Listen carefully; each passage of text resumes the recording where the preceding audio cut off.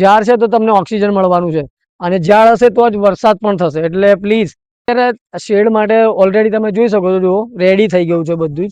ઉપર પતરા ખાલી મારવાના રહ્યા છે, પણ હવે થોડું અડચણ એ છે, તકલીફ કે તમે જોઈ શકો છો આ ઝાડ છે એ આ જસુ કાકાના ઘરમાં અંદર જ આવે છે ઝાડ જે છે.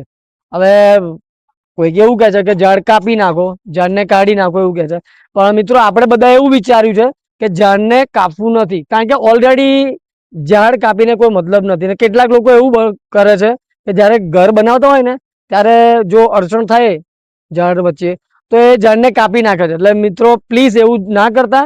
જો તમે ઘર બનાવો છો ને વચ્ચે અડચણમાં જો કોઈ ઝાડ આવે તો એને કાપશો નહીં.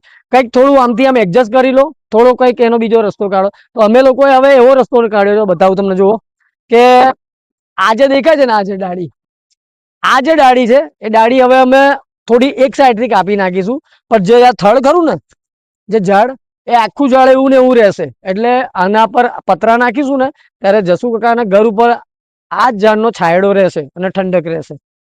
એટલે ઝાડ અમે કાપવાના નથી. એટલે પ્લીઝ જો તમે ઘર બનાવો છો ને તમને વચ્ચે કોઈ ઝાડ જો અડચણરૂપ થાય છે તો ઝાડને કાપશો નહીં, કારણ કે ઝાડ હશે તો જ જીવન છે. ઝાડ છે તો તમને ઓક્સિજન મળવાનું છે, અને ઝાડ હશે તો જ વરસાદ પણ થશે. એટલે પ્લીઝ તો મારો મેસેજ પણ એ છે કે ઝાડ જો તમને નડતું હોય, મકાન વકાન ગમે તે બનાવતા ગમે તે કોઈ જગ્યાએ, તો ઝાડ કાપશો નહીં, મહેરબાની કરીને કહું છું. એટલે આ ઝાડ અમે કાપવાના નથી, ફક્ત આ ડાળી એક નાની છે કાપી નાખીશું, પણ ઝાડ તો કાપવાના નથી. આખું થડ એવું ને એવું અમે રવા દેવાના છે અને પતરા નાખવાના છે. એટલે પ્લીઝ તમને ખાસ કરીને કહું છું કે જે લોકો ઝાડ કાપે છે એ લોકોને પ્લીઝ ઝાડ ના કાપશો.